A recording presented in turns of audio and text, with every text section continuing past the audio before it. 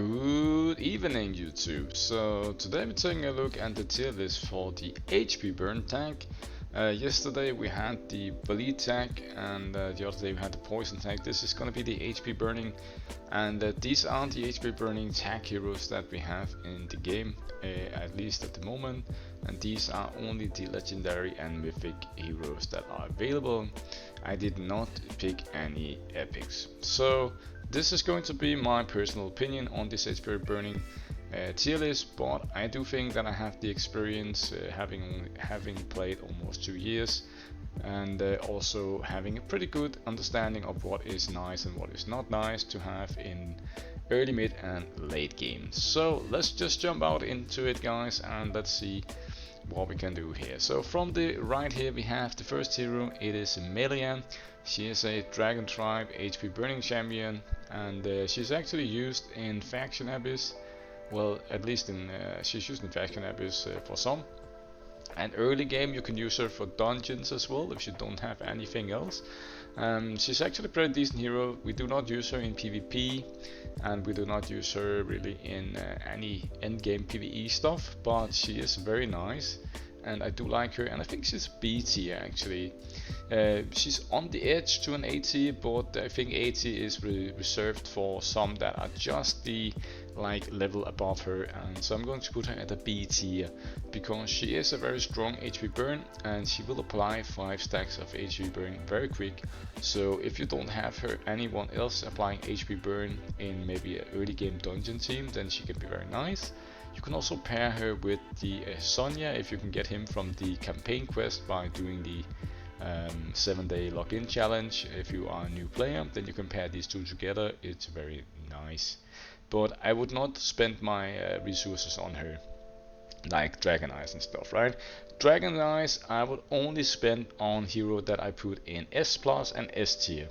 If you see I put any heroes in any of the other ones, do not use your eyes on them. They are not worth it, and there are better options. Now the next one is Hoff here. He is also from the Dragon Tribe. He has some debuffs that he applies, like a feebleness and HP burning and some other stuff. He's a pretty decent support hero, but honestly his echo is probably the most used one. He's not really used that much. He's not used in Faction Abyss, he's not really used in any teams, he's not used in PvP. I'm going to place him at a C tier. We don't really use Hoff anywhere at the moment. And then we have his Sonya. His Sonya used to be the HP burn king.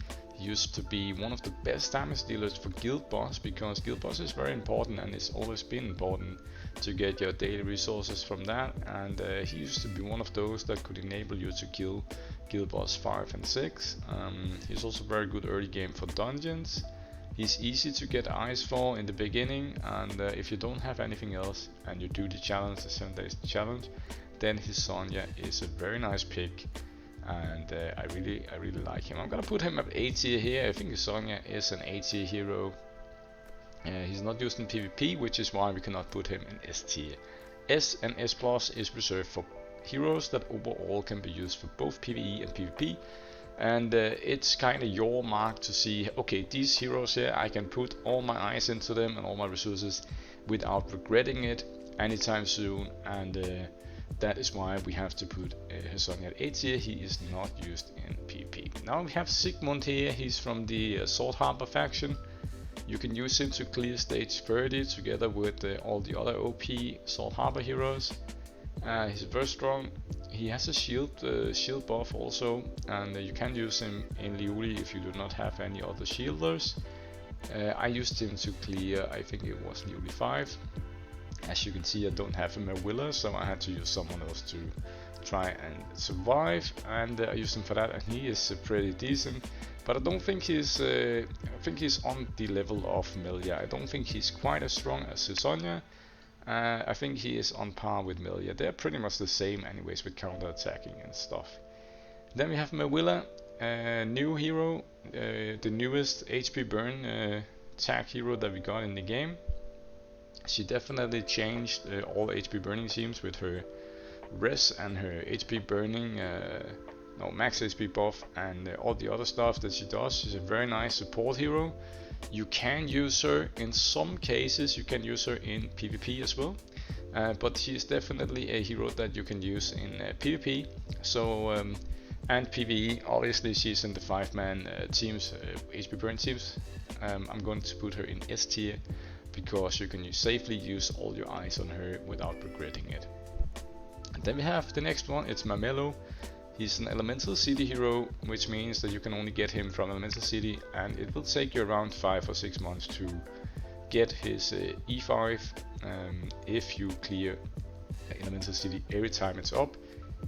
And so it's a very long-term investment for him, but he should be the first elemental hero that you go for. I think he's the best choice, and he's definitely, I'm actually gonna put him in S tier. I know I just said that S tier is for heroes that goes in PvP as well, but S tier is also for heroes that you can safely use your exclusives on and not regret it. Melo is one of those. He is used in every PvE HP burn team at the moment, right? So, and he's super strong, gives the HP max HP buff and a special HP burning debuff. So yeah, he's just very nice support. I'm gonna put him up as S tier. Then we have the next one, it's Adeline, and she's very strong.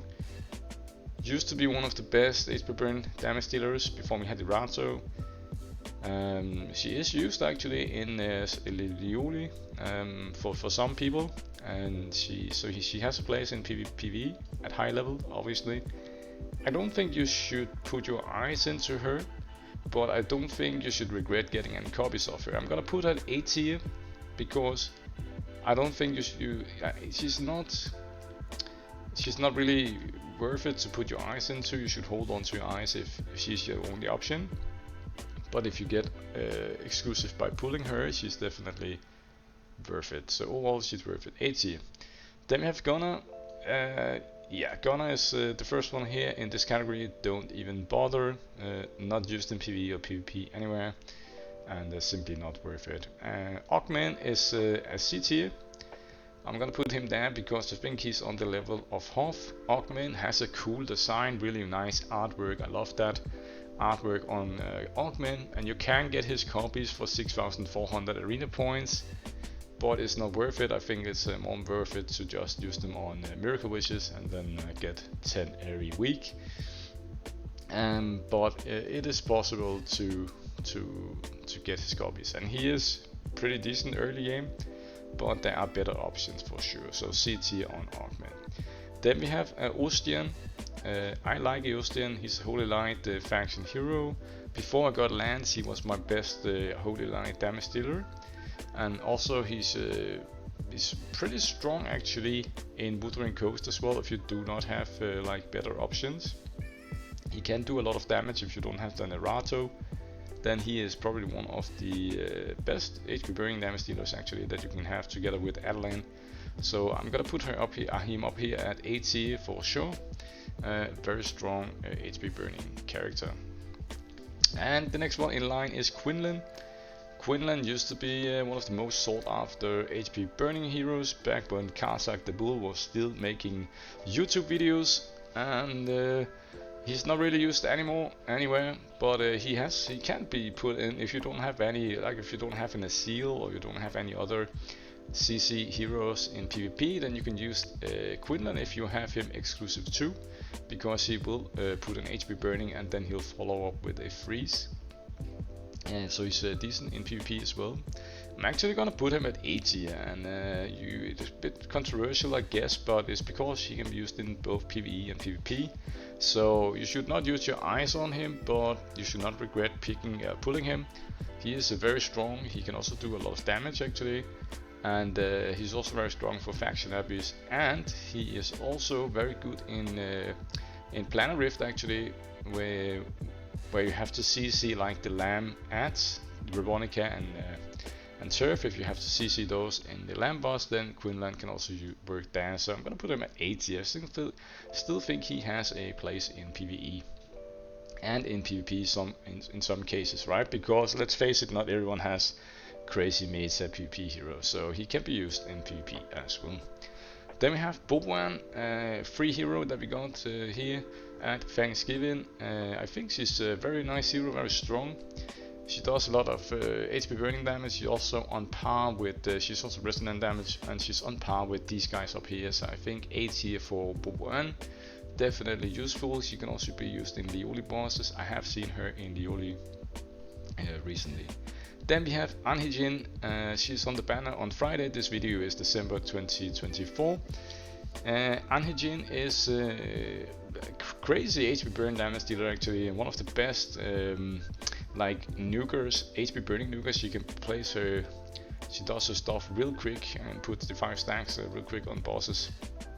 And she's not used in PvP, but for Nameless Brotherhood faction Abyss, she is one of the, I think she might be mandatory still to clear stage 30.